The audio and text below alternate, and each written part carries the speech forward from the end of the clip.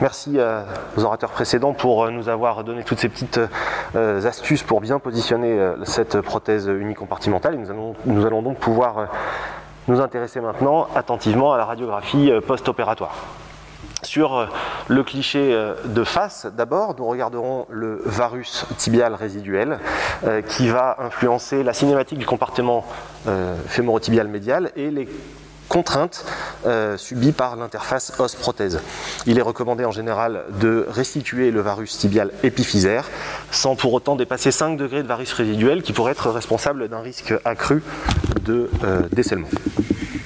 Concernant la taille du composant tibial, il s'agit ici surtout de trouver un compromis entre une couverture osseuse satisfaisante, il faut donc aller chercher l'os là où il est solide, c'est-à-dire à la périphérie de la coupe osseuse, comme le décrivent la plupart des études biomécaniques, et donc éviter un effondrement parfois précoce en cas de sous-dimensionnement du composant tibial, et donc une couverture osseuse suffisante sans pour autant basculer vers le débord cortical qui pourrait entraîner des douleurs et une raideur, comme le démontre l'équipe marseillaise si le débord est supérieur à 2 voire 3 mm.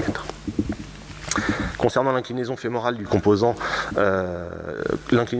fémoral, sa forme arrondie va lui conférer une certaine tolérance en termes de positionnement en varus et valgus. Cette tolérance dépend en fait essentiellement des données fournies par le constructeur, comme ici pour l'Uni Oxford par exemple, qui est donné pour une tolérance de plus ou moins 10 degrés en varus valgus sans affecter les résultats fonctionnels.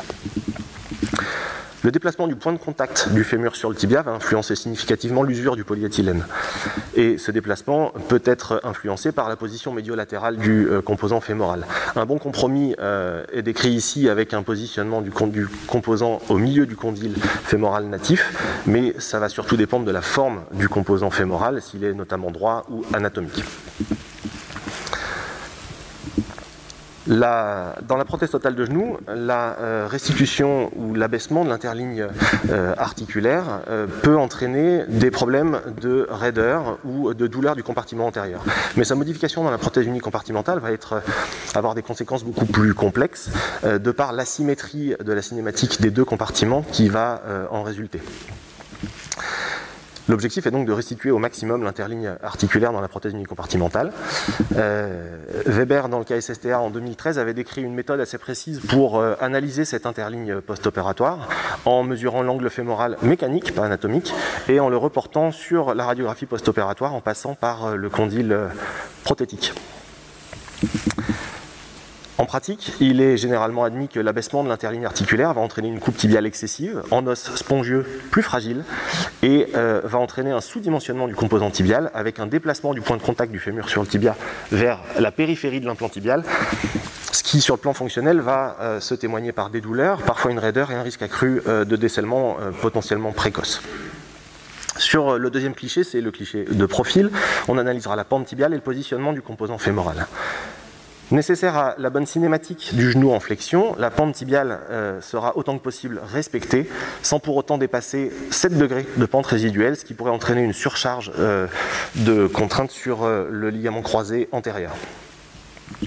Concernant le composant fémoral, on s'attachera à rechercher essentiellement l'absence de débord, postérieur parfois mais surtout antérieur, qui pourrait être responsable d'un conflit en flexion avec la rotule. En pratique, si ce débord est inférieur à 2 ou 3 mm, il n'y a pas réellement de superstructure par rapport au cartilage trochléen et il sera parfaitement toléré. Le dernier cliché, c'est la pangonométrie, qui va permettre d'analyser la correction du varus fémorotibial préopératoire.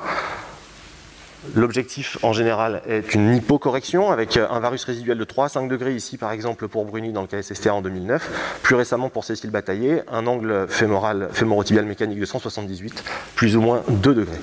En pratique, prise isolément, ces valeurs n'ont probablement pas beaucoup de signification puisqu'elles seront surtout à rapporter à la déformation préopératoire. Pour résumer, sur le cliché de face, on s'attachera essentiellement à regarder l'absence de débord et le bon dimensionnement du composant tibial, la restitution du varus épiphysaire préopératoire, le bon centrage du fémur par rapport au tibia, la restitution de la hauteur de l'interligne. Sur le cliché de profil, on regardera la pente tibiale et l'absence de débord antérieur du fémur. La pente tibiale devra autant que possible être restituée. Et sur la pangonométrie, la correction, l'hypocorrection du varus tibial préopératoire de 2 à 5 degrés en dehors de déformations un peu exceptionnelles. J'insiste sur le côté préopératoire des valeurs qui sont à surveiller pour analyser les clichés post-opératoires. On ne peut pas regarder les clichés post-opératoires sans connaître la déformation préopératoire. Je vous remercie de votre attention.